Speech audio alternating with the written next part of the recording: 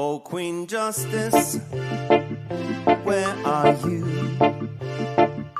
Did they beat you up or no? Lock you underground, take the crown away from you? Oh, Lady Liberty, red, white, and blue. Did they take your dignity with their bigotry? Teach you that you're born to lose. Free or guilty, it's gonna get filthy. Better believe, roll up your sleeves. It's gonna get rough, it's gonna be tough. We all agree, we've had enough. We've had enough of all the rules you break. We've had enough of all the money you make. We've had enough. No more life at stake. We've had enough. This is a proclamation. It's been 400 years and we're 400 late. Together we stand from state to state. Going back in time won't make America great. We need justice now, people won't wait. Action, no more distraction. Every step we take, we gain traction. If it can happen to one, it can happen to all. United we stand, divided we fall. Free or guilty, it's gonna get filthy. Better believe, roll up your sleeves. It's gonna get rough, it's gonna be tough. We all agree, we've had enough. We've had enough of all the rules you were breaking. We've had enough of all the money you were making. We had enough. No more life gets taken. We had enough. This is a proclamation. Free or guilty, it's gonna get filthy. You better believe, just roll up your sleeves. It's gonna get rough, it's gonna be tough. We all agree, we've had enough. We've had enough of all the rules you're breaking. We've had enough. All the money you're making. We've had enough. No more life gets taken. We've had enough. This is the proclamation. We've had enough. Trayvon Martin and Tommy Rice. We've had enough. Michael Brown and Eric gonna pay the price. We've had enough. Philando, Breonna, George Floyd. What? We've had enough. So many gone, how can we fill the void? How can we feel? We've had enough. John Crawford, I know you've heard. We've had enough. Sandra Bland, come on and take a stand. We've had enough. Sean Bell, Sean Bell. what the hell? We've had enough. Freddie Gray, did you hear what I said? We've had enough. This is a proclamation.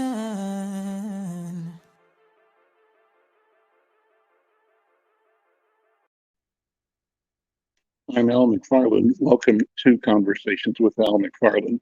Monday is the day we talk about politics and leadership in our community, and we're glad to continue that conversation today. Thanks, first of all, to our colleagues and friends over at the Hawthorne neighborhood, Diane and Dee and the team at Hawthorne for being partners, and thanks for our friends and partners over at Corcoran in South Minneapolis. Alicia Smith is here, and thank them. And you guys jump in when you want to, because our goal is simply to talk about things that are on our minds in our community and things we want to either encourage, support, or work to prevent and fix. So it's an open conversation, and the most important thing is that we invite candidates for office, both in Minneapolis and St. Paul, for city council and for mayor office and other positions, to show up and make the case for why they want to serve you in the community. If you're watching us on Facebook, we want you to like it and share it, leave comments. If you're on YouTube, like it and subscribe to the channel. And we want to, as always, welcome the participation and the partnership we have with the Black Press of America. The program is being streamed through the Facebook page of the National Newspaper Publishers Association, NNPA. I'm a member. Insight News is a member of the organization, and it's a great organization. It is the Black Press of America. So with that, let me start by reaching out to, first of all, Brother Mickey Moore. Mickey Moore, thank you for being here. How are you doing today? Having me, Al. I look forward to participating in several more of these forums as time continues. Well, great. I'm glad that you're here now. And I'm going to do what I do with all the candidates is invite you to introduce yourself and to state your case. Talk about your background, who you are, your vision, and why you're seeking election to the city council from Ward 9 in South Minneapolis. Well, my name is Mickey Moore. I was born in South Minneapolis, raised here all my life. I'm a husband, a father, a homeowner, business leader. As the son of a single mom, I'm essentially the product of a lot of our city programs that we had back in the day that helped to nurture me as a child. The Park and Rec sports, the Big Brothers, the Boys Club, the YMCA, the Pillsbury House. It took a village to raise me. In 1996, a lot of people that are watching and listening might know, in Minneapolis might know, in 1996, I founded the Braid Factory, which essentially began the natural hair braiding salon industry in Minnesota. This year, the Braid Factory celebrates its 25th year in business and as the most popular hair braiding location in the Twin Cities. Over 300,000 customers served. So we've been very lucky to have the kind of strong and loyal support from the city over the course of many, many years. But as a result, I have gainfully employed hundreds of people, including those from the chronically underserved communities. In 2020, I was moved, motivated. I felt compelled by the tragic murder of George Floyd to run for United States Congress. I thought that it would be a great platform to help provide some leadership and some direction for people that we knew were going to be extremely frustrated and upset with the situation. In the course of doing that, we gained more votes than any other independent congressional candidate in the entire country, which propelled us to look for a way that we could be even more impactful. And that's why I'm running for city council in the 9th Ward. In the last year, I've spent a lot of time talking to residents, business owners about the many concerns that are facing our community. And although individual problems are as diverse as our neighborhoods, one common theme is kind of the lack of responsive leadership that we have here in the city. I'm running to represent the 9th Ward on the Minneapolis City Council because I believe more than ever that our city needs an attentive, responsive, experienced, professional leader who has a proven track record of turning significant obstacles into real successes. I'm that kind of leader. I know this community. I love this community. And I'm trying to partner with every resident and business owner to make sure that we all achieve whatever our American dream is. Talk about your family, your background. You said you're born here, right? That's right. Born and raised right here in South Minneapolis. Lineage is important, and it's wonderful that a person who's native to the community has decided to stand up with the confidence and swagger that being a native brings. So take a minute and talk about your forebears. Who are the people that brought you to where you are today? Well, I'm the single son of a single mom, a really amazing lady who, she's white, Al. And in 1969, to bring a child that's not white into this world and raise them by yourself, it wasn't as easy as it maybe seems like it is today. Certainly wasn't common. I've had to deal with the question of racial identity my entire life. And it's been a real blessing in disguise, if you will, because I've been able to bridge a lot of different communities and a lot of different worlds just by virtue of my upbringing. And this is a woman who really, she served 3 years in the Ethiopian countryside in the Peace Corps in the early 60s. This is a woman who graduated magna cum laude from the University of Detroit and immediately went to Africa to serve in the Peace Corps for 3 years.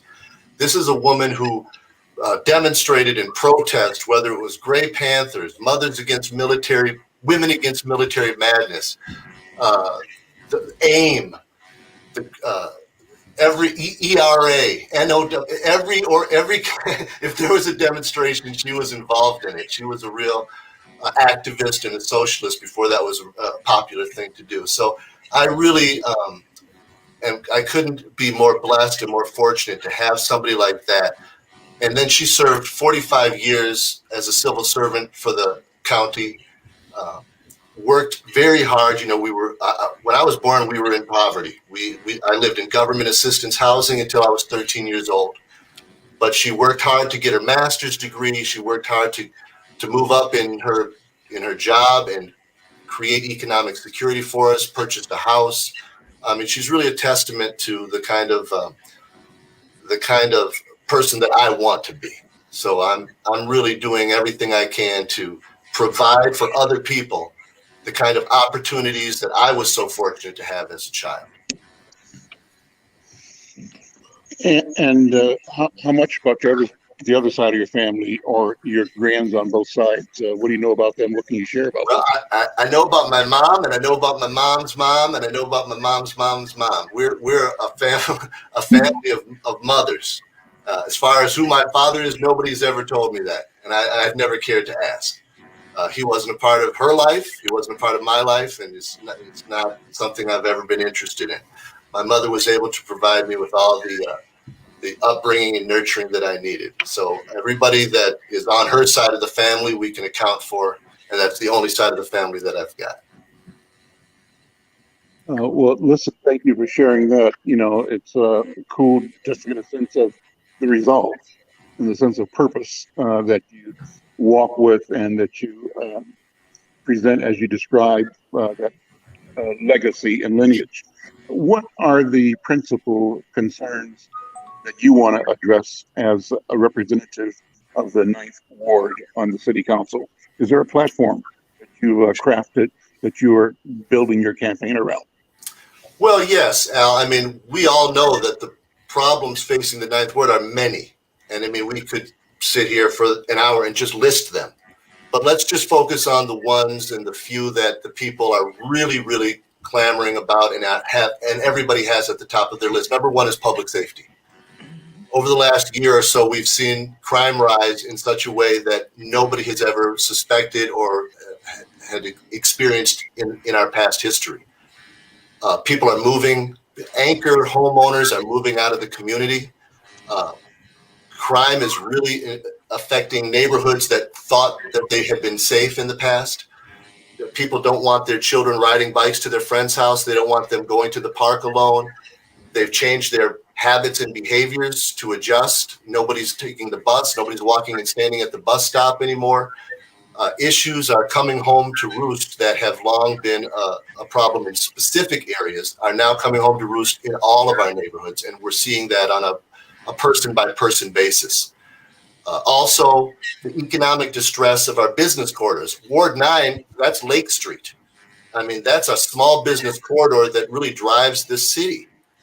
Small, medium, and large businesses, but especially small businesses on Chicago Avenue, on Cedar Avenue, on Bloomington, on Hiawatha, and Minnehaha.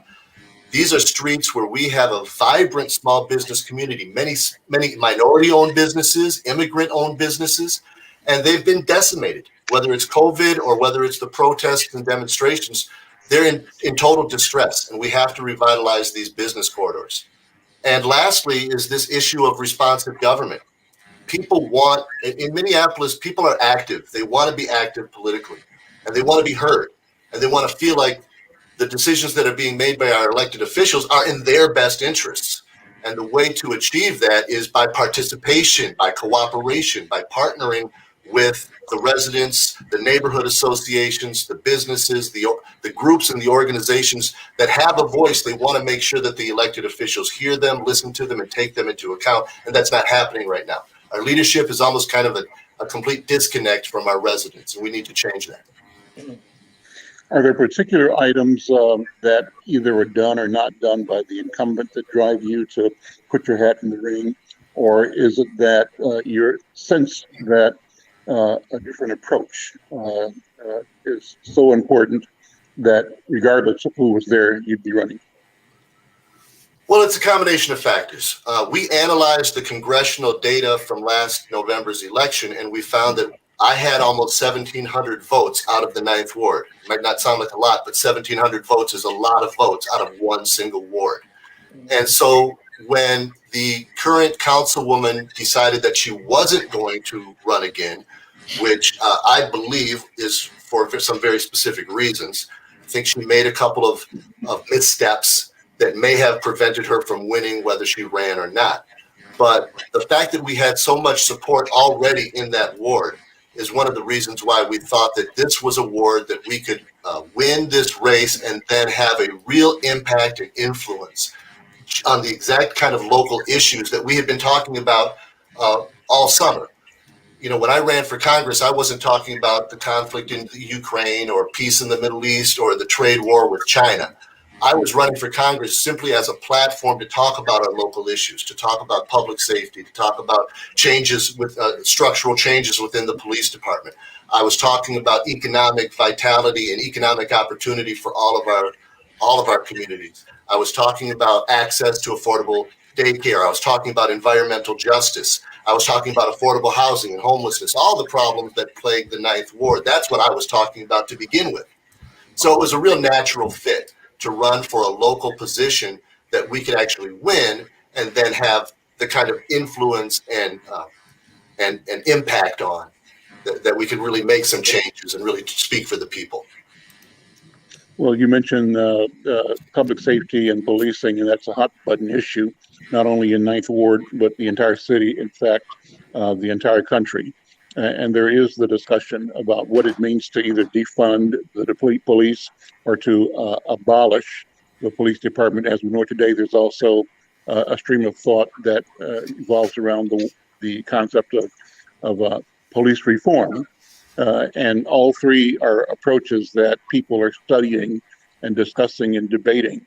And so when you look at the question of public safety, what's your perception, your idea on what the way forward should be? And that in the context of the knowledge we all have now, that the world has, about the failure of the Minneapolis Police Department that was reflected in the murder of George Floyd.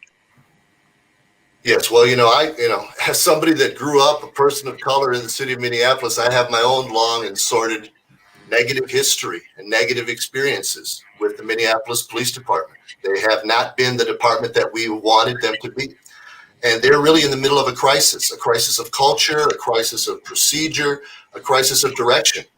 Our city charter allows us 800 or more police officers, and right now we've got less than 600.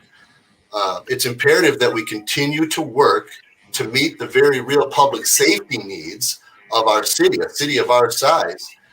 But at the same time, we need to bring this police department into account with what the community deserves and what the community needs. We can't have an effective police department unless we have an accountable and transparent and thoroughly restructured and reformed police department. We really need that.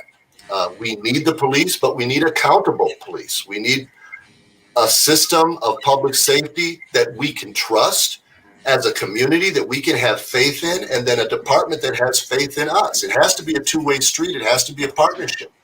We have a crime problem in Minneapolis. We have a public safety problem. And we have to address that, and we have to address it with the police. It's unrealistic to think that we are going to somehow reimagine a brand new system of public safety that doesn't center around a police department. It's really unreasonable and unrealistic.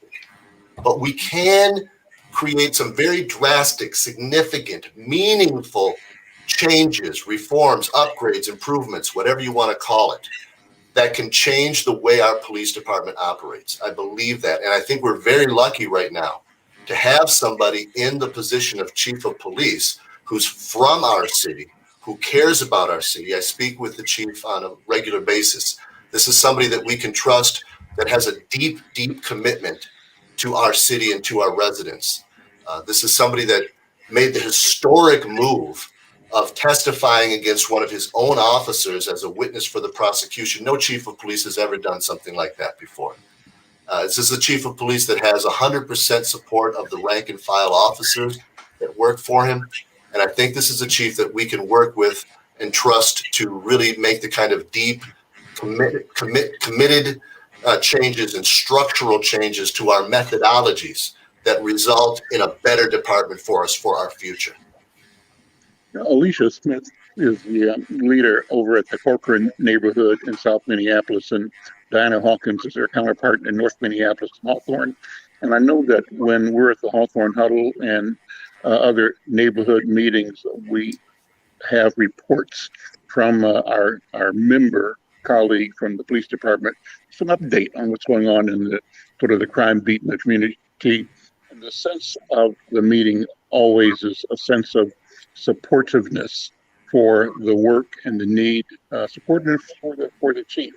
On the other hand, I think that when I talk to Alicia, correct me if I'm wrong, and some of her colleagues in South Minneapolis, they really are burdened and clear on this capacity and need to reimagine what public safety is and what you know, institutions are needed, strategies are needed to more properly support, engage, heal, and protect. And it means a reshuffling of both our understanding and as a consequence of the resources in that arena. So, Alicia, if I'm somewhat correct in that, jump in and explain to me the different strategies or ideologies or narratives that you hear in South Minneapolis relative to how we can reimagine or what we should do to have the police department not be killing, and not be what's the right word for it, an occupation force in the community. And how do we, on the other hand, create something that's organic, that reflects us, comes from us, and that has a clear mission of enabling us to live productive, prosperous, safe, whole, and healthsome lives. Is that a proper framing, Alicia? Yeah, Mr. McFarlane, I would agree with what you have said, that it is. We have this sort of, we have a clear divide here, in particular in the Ninth Ward, which Mr. Moore is running to be the city council person for. There is a divide between those who are for and those who are against this sort of abolition of the police, if you will. However, knowing that this is the current system that we have to encourage folks to figure out how do we work that system to get what we need in order for people to not be gunned down and executed and lynched on public streets day in and day out. In particular, people who happen to look like me, that there's not a constant fear, that you would rather take your chance by not calling the police or seeking help when you're in a dangerous situation. And I think that the relationship with our, in particular with the third precinct and their leadership here is much different than I would say, Miss Diane's relationship with the police in North Minneapolis. Even in my time in North Minneapolis, there was this true feeling of community. You had lots of officers who were invested in being on the beat, being in the know. And it allowed for lots of de-escalation with their presence, right? It wasn't a run up and enforce. It really was much more communal, where you had officers who could come in and talk with people rather than assumption based on maybe a phone call that they have received with half of the information. And I think that's something that we're working to build up, this organic relationship with the leadership of our precincts in South Minneapolis. And that's just something that I have not been able to establish here. And so I won't say that there are other neighborhood executive directors that don't have those rapports, but the folks that I talk to on a daily basis don't have those relationships outside of Grant Snyder, who is now at the fourth precinct, where folks had this very personal relationship.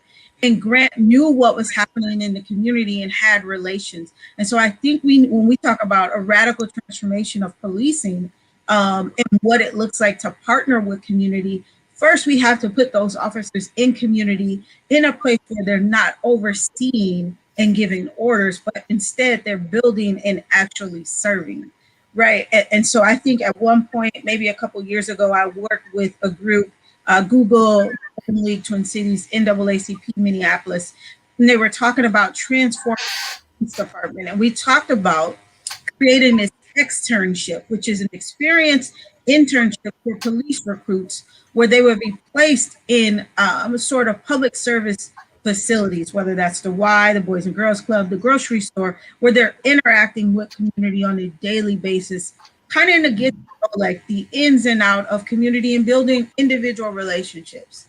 And we talk about there are other policy changes that we can do by, mandating residency. That's a big deal because then you police a little.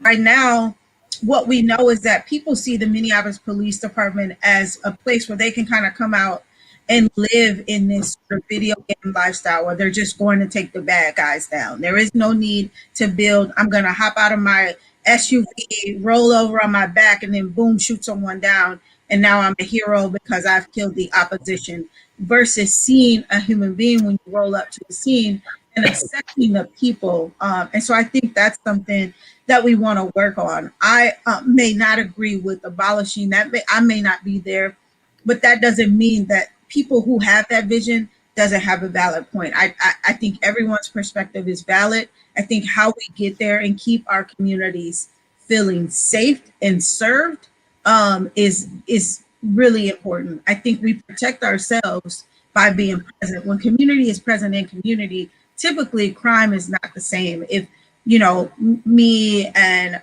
Andrew and Miss Diane are hanging out, walking up and down the block, picking up trash, usually no one's going to come by and do a robbery or shoot at us in particular, one, because folks don't want to be identified.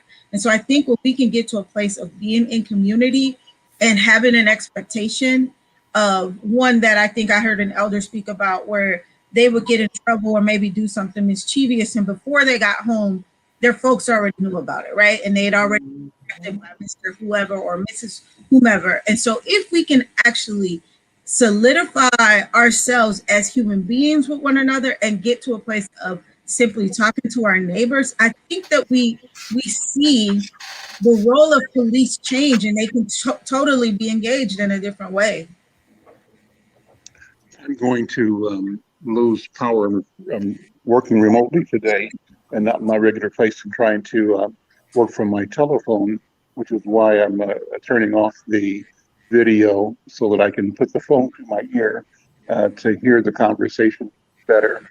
And I know in a matter of 2 or 3 bars, I'll be out of power. So I've got to go to a different place where I can recharge. So Diane, I'm going to ask you, if you would, you and Andrew, to carry the conversation forward if I have to check out for a second. I want you to start, Diana, and you, Andrew, start by sharing what the conversation is in our neighborhood, where you work, Andrew, and where you and I work and live, Diana, Hawthorne, North Side. What is the distinguishing perception that we discover about police and policing that may be different from what, as Alicia said, people articulate in South Minneapolis? Well, and I kind of have to echo what Alicia said, but the difference is in North Minneapolis, and I'm going back years, that the residents actually had a relationship with the police. They actually worked together. The block clubs were out there. I mean, like you said, Alicia, it's a different time. And I think that the younger generation is not in the same place that we were. We had morals and values when we came along. These kids out here nowadays, they don't have that. They don't have any respect. And I just think that if unity was to ever come back together, because that's what it's going to take. It's going to take the community to come back together before I think the police are really come back around. Because, all police are not bad. Do they need reform? Yes. I don't think that we need to start with a whole new police department. I think we need to fix what's wrong with what we have.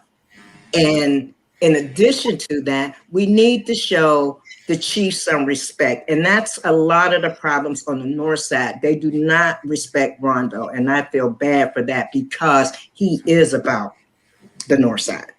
Yeah. I'm gonna let Andrew jump in here, and yeah, I think, and the relationship that I've built up with police on the North Side, it's amazing how when you get to know them, they will really let their guard down and talk to you person to person, which they want to do, because I think for a lot of officers, especially, Diana and I have a blessing of working with some of the best up there. They know reform is needed. And they will tell you, I don't want another surplus military vehicle bought by the police. I want to fund patrols so that we can walk on the sidewalks. I don't want to get the latest and greatest tech in the car. I want to be able to kickstart other programs that, like, Diana, we were a part of Community Navigators, which when the budget got cut, that got cut. Buy Cops for Kids got cut. When the city council cut their budget, the police didn't in turn cut the things we don't want them to be doing. They cut the things we do. And so it's so amazing to hear officers say that we want to be doing foot patrols. We want to be doing, for a lot of them, their hearts were crushed when they were removed from the public schools up there. North Minneapolis, North High had a relationship going there. And for me, I hear that and I think, well, doesn't that point to, we don't just need reform. I wouldn't call it abolishing the police, but it needs a tremendous gut and redo, right? So we're keeping, it's like a house, right? You have a house that's been there forever. You just can't keep plastering the walls. At some point, you need to tear down all the drywall and just start at the studs and rebuild that, because things just aren't working that maybe did 20 years ago. And so that's what I hear from a lot of those officers is we hear what you want. Sometimes it's hard for them to speak up in the police force because they might be the minority, or they might be worried about what happens to them if they speak up for change. But it is, it's so frustrating. We know it's good. A lot of them know it's good, but for some reason it doesn't happen on the police force. It doesn't make it up the chain, or it doesn't politically, something stops it from happening. And then we wind up in situations like this. For officers to be afraid of calling out bad officers is, I don't know how that works, which is why for me, I'm really eager, I wouldn't say excited, but eager to find out what the Department of Justice report says on the Minneapolis police force. Because I really feel like that's going to be a way for some of those internal officers who have seen things that they've never publicly said to say, and to see change maybe come out of that. But just like Alicia said, relationships. Our community needs to have a relationship, and we need to have a relationship with officers or just anyone in our community. It's all about relationships. Yeah, I agree. Miss Diana, if I may say something. No, go. Jump in anytime. Okay. That's what we're here for. But I agree, and I think you too, Mickey. I think we also have to look at public safety as not just policing, right? We have to remember that there is something beyond. Policing is an Achilles heel, right? Like that's right. We keep talking about it, but we have to look at why our people are suffering and why people sort of deter or end up making a choice to do the things that they do, right? And so we have to talk about the fact that the unhoused population continues to grow.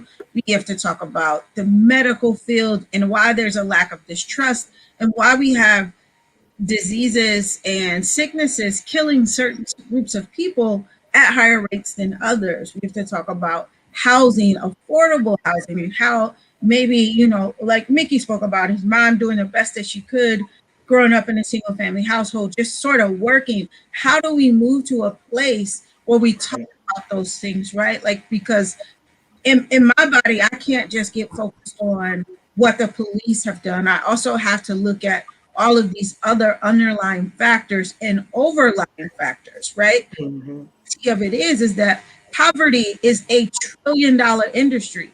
And right. It certainly is no different than any other major metro area city, with the except for the fact that Minneapolis continues to be in the top 3 for the worst disparities for Black folks, right? We continue to look at that when there are, less than 300,000 Black people in the state of Minnesota.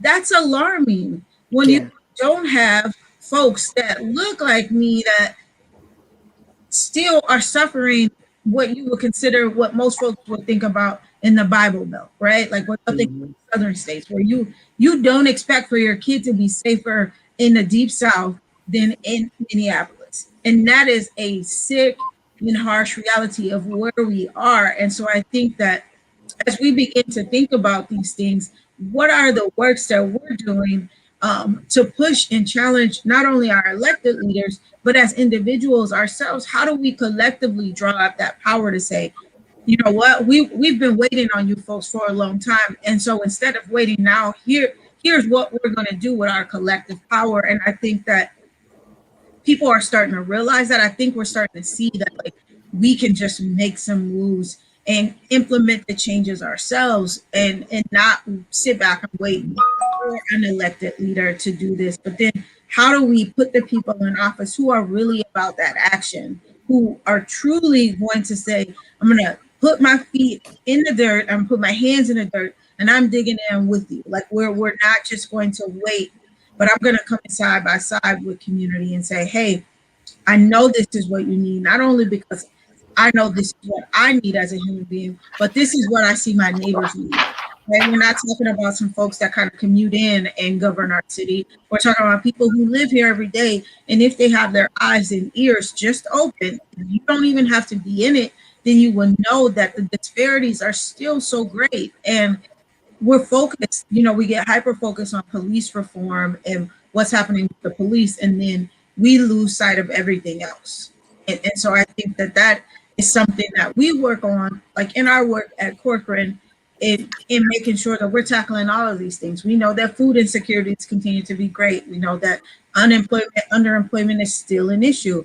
We know that access to housing, or being able to pay your housing, and having the ability or support when your landlord turns out to not be a decent human being, how do you step in and support and ensure that people are not always operating in this crisis mode? How do we get people to how do we end one crisis, right? Like, how do we do that? How do we begin to do that?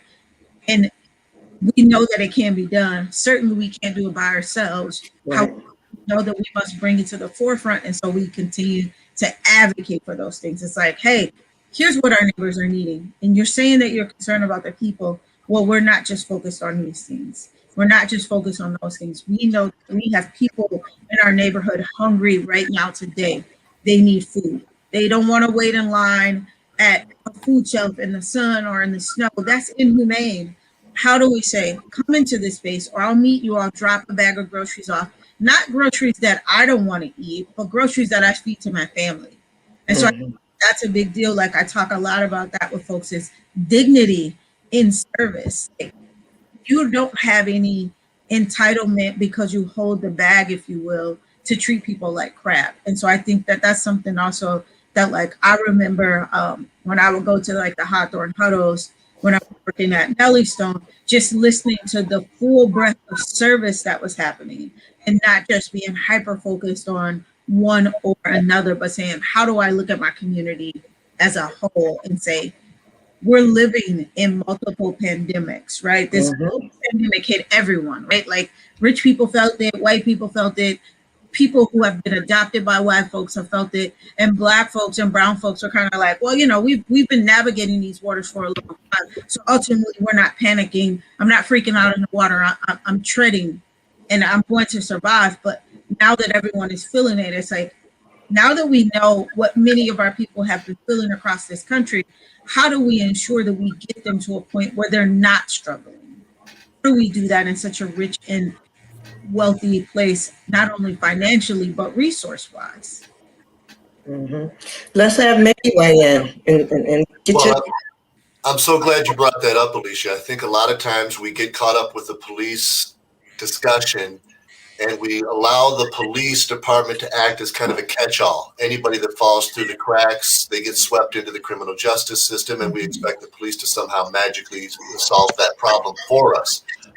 But as leaders, as communities, we absolutely have to recognize and acknowledge that it is all these other issues that we have not been properly addressing that is causing this problem, that is leading to this crazy disparity, this unnecessary disparity. It's the lack of economic opportunity. It's the lack of accessible higher education.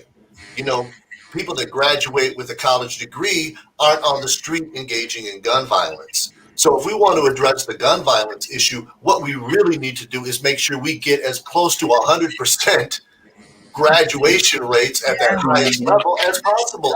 That's an absolutely achievable solution. We're not going to just tell people, oh, get a public service announcement, tell people stop committing crimes. But if you give people $60,000, $80,000, $100,000 a year jobs, they're not going to do that. And we can actually achieve the kind of economic prosperity that we're all looking for. If we could address the affordable housing issue with a realistic, focused, intelligent strategy, not just dabbling around the fringes trying to control somebody's outrageous rent.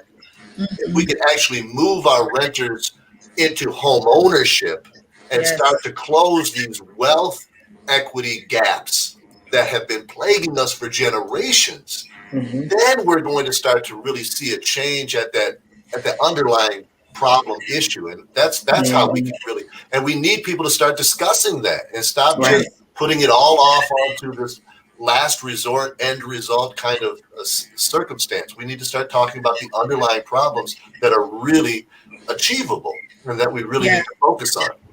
For sure. You're, man, that's it. Like, that's it. We have to get creative, and we got to get a community. Like, this isn't going to be something that, 12 folks on the city council solve. Like, it has to be community. You have to stay in the trenches with your community to say, hey, here's really what I know my folks are needing. This is not what I'm saying is okay, but this is what I'm hearing directly from the people. And I think that it's when we'll start to see the new development of true leadership. It's when we can get leaders that are in the dirt with the people that are saying, like, no, there are some folks that are making these choices that want to live. This is where they're content. This is their status quo. And then there are folks who are stuck there and don't see a way out. And so they want some assistance. They need the playing field level so that they may elevate. And so, like, what you talked about making in terms of addressing affordable housing, the economic disparities are all real. Like, that's a real thing. And that is truly where the revolution happens, is when we start to talk about economic independence and economic freedom. Wow, what a game changer. And we know that. And so, however, we know that people may laugh and joke about this theory of the man, the system. That's a real thing that continues to perpetuate the cycle of poverty, the cycle of brokenness, and keeping people interdependent on certain things, because it's about finances. It's a $1 trillion industry, poverty is. And so if I can keep you poor, Mickey, then you keep coming back, right? And you're just barely maybe feeding yourself, maybe feeding your family. But then next thing you know, well, maybe you need a little assistance here, so I get a little bit more there. And so if I can keep you stuck there in the mud, I don't have to worry about you. I don't have to worry about what you're doing over here and how your brilliance may allow for you to dream beyond where you are today. And that, I think, is what's dangerous about poverty, is that it keeps us from dreaming. It keeps people stuck. Like, you don't see beyond your moment. I see Al's back with us. And again, thanks for continuing the conversation, all of you guys. That's what it's about. It's all of us talking, and we all have plenty to say, and what we say is important. And I'll throw this out to the candidate, Brother Moore, and to the members of the panel today.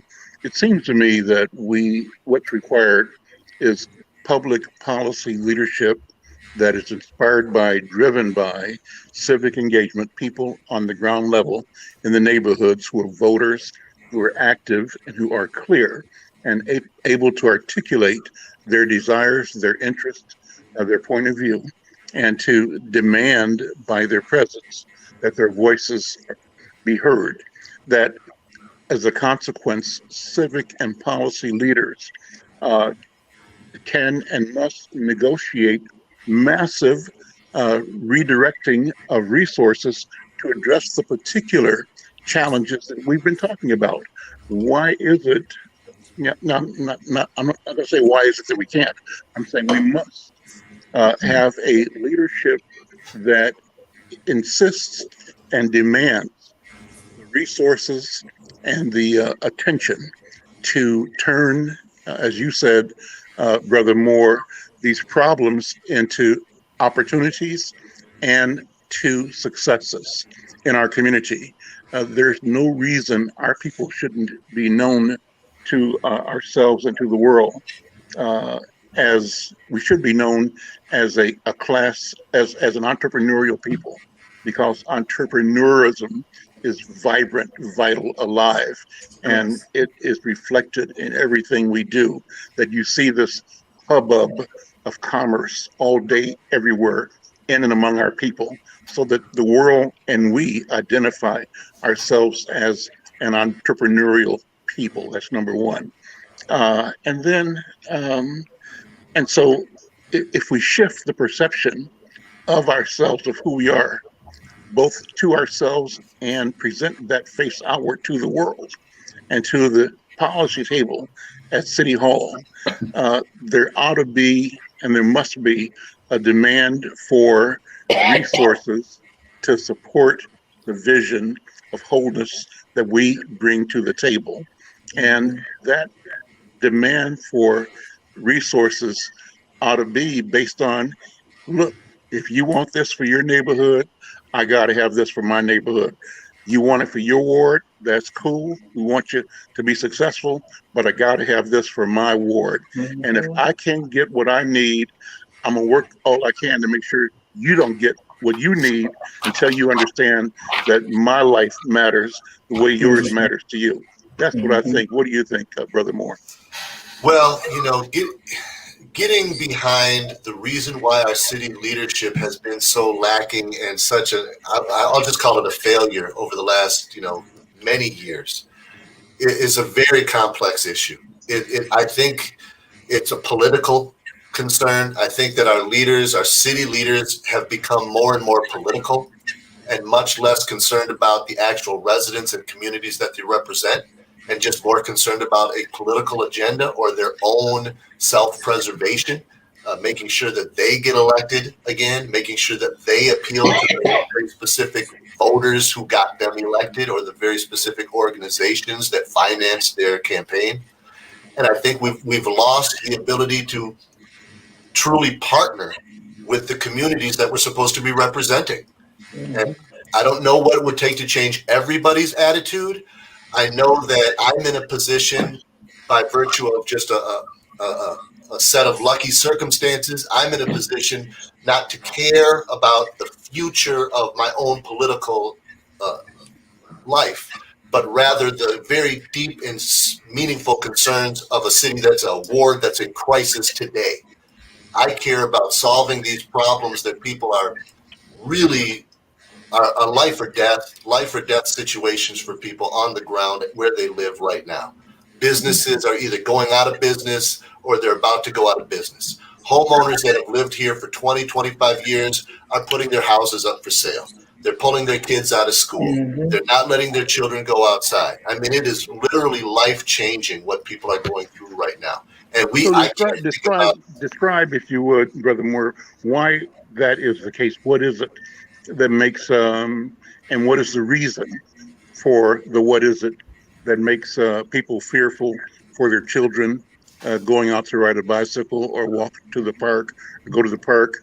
What is the reason they've decided to pull up stakes, sell their homes, and move away? What's behind that from your point of view?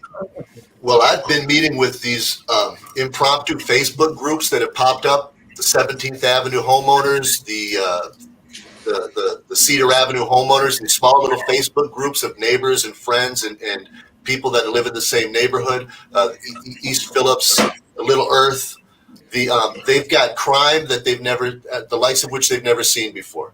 Property damage, property destruction, assaults, open air drug dealing, open air drug using, assaults on children, assaults on old people, the murder of old people. I mean, it's just at a rate right now that people just can't handle. It's a personal safety issue. And when you ask yourself, is my family safe? And the answer is no, there are just a very few choices that you have left when that comes back. You have what's the why of that condition? Why is it? So you've described, the horror, but what is the why behind that? How has it gotten to where it is now?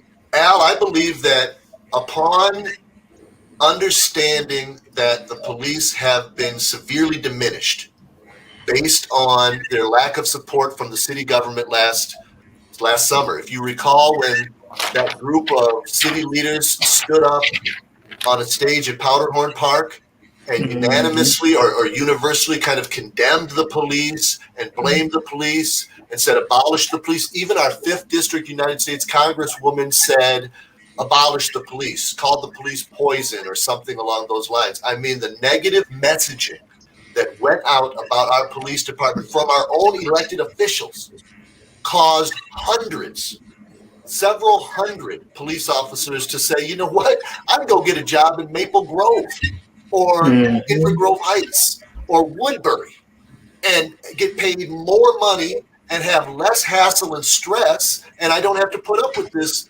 not supportive, I don't have to get blamed for every problem that exists in Minneapolis. And they took off. They left. They had options and they took them. And I'm not calling out those police that left. When you have a better option to go to and people are giving you all kinds of static here in your city, you know, that's your choice to leave. And what happened, though, is now our police response times are down to critical levels. You could call with an absolute physical assault emergency and you might not see a police officer for 30 or 45 minutes. You might call and say somebody has broken into your shop. I can see him on camera. You might be waiting an hour for the police to show up because they're stretched so thin. We only have less than 600 police officers left on our force. They can't all be working at the same time. And we just don't have the manpower. We just don't have the resources. And even some of the police that respond are a little bit unsure about what their capacity is at this point. What can they do that's not going to look like it's making a bigger problem than they're trying to solve? So it's a real critical issue. I speak with the chief on a regular basis, and he's struggling. You're describing, let me be the advocate on the other side. When I hear that line of thought, I hear you describing a work slowdown by the police department, and that's an intentional neglect of responsibility. Even though they may be shorter staffed than he needs to be, there still has to be a willingness to engage and provide the best service. And the service the community is most concerned about, I believe, is the service that is not based in moral or ethical behavior. It's service that does not follow the rules. And so when you have officers like the gentlemen that are charged in the George Floyd case, these are individuals that have betrayed the public trust, the law, the ethics, and the morality of public safety and of policing, right? And so there has to be a way to be aggressively against what they did and what they stand for without the entire police department feeling that outrage at those officers translates to outrage at the entire apparatus for public safety. And I think that somehow those things get conflated, and they should not be. They got to be separated. The individuals who did the deed have been charged, and one so far is punished. The others hopefully will be.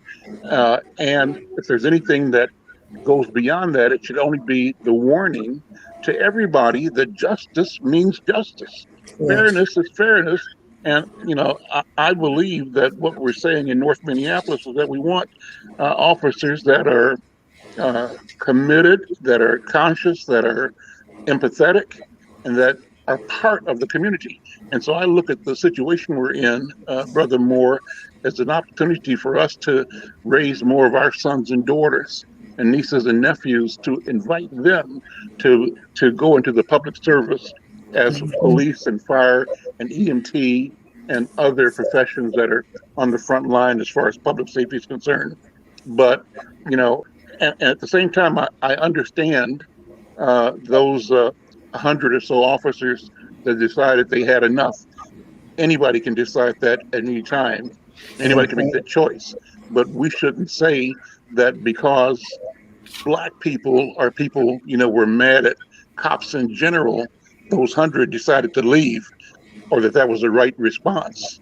They have a right to do it. Is it the proper response? That's their call.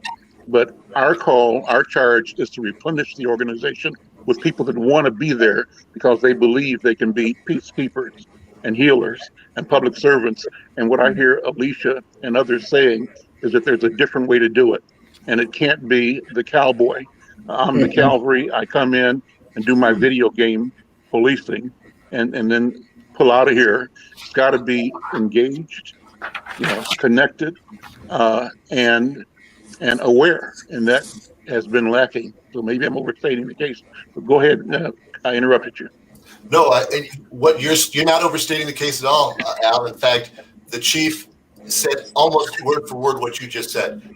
This is an opportunity. The fact that we need to bring in so many new officers is a fantastic opportunity for our department right now to really reach out and focus on diversity, inclusivity, finding people who are reflective of our communities, finding people who live in our communities, finding people who came up in our cities, in our public schools, finding people that speak multiple languages, finding those very officers that our department has been lacking for so long that would really close a gap that has been a big problem in our department, in our diversity in our ranks, finding more women, finding more people of color, and so forth and so forth. So you're right on track, I think, with the right way to approach this problem from a solution-oriented perspective. Brother Moore, we're out of time. This has been a great conversation.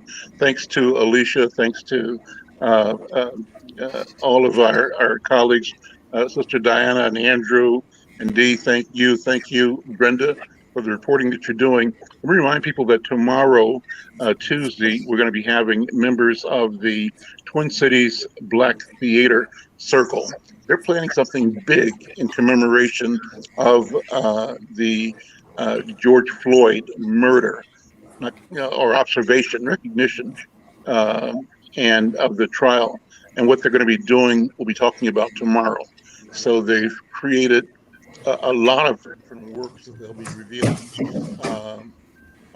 the week before the 25th. The 25th of May is when George Floyd was killed last year. So the 3-4 days running up to that, they'll be doing different art projects virtually around Twin Cities. Then on Wednesday, I have members from the Youth Task Force, the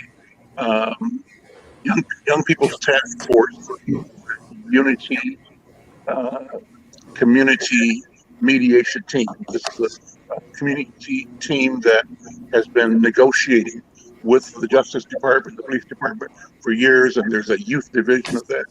They'll be on board Wednesday. Thursday, I'm going to continue with my regular weekly discussion with attorneys from South Carolina and here and from Atlanta, all looking at the Derek Chauvin verdict and other issues of legal consequence that we should be conversant about. And finally, Friday, we do our healing circle. So we want you to join with us, be part of this. If you're watching on YouTube, subscribe, tell people about it. If you're watching on Facebook, like it, share it. And again, thanks to our new partner, the National Newspaper Publishers Association. We're sharing this to audiences nationwide through Black Press USA. I'm Al McFarlane. Thanks again to all of you. We'll see you tomorrow. Take care.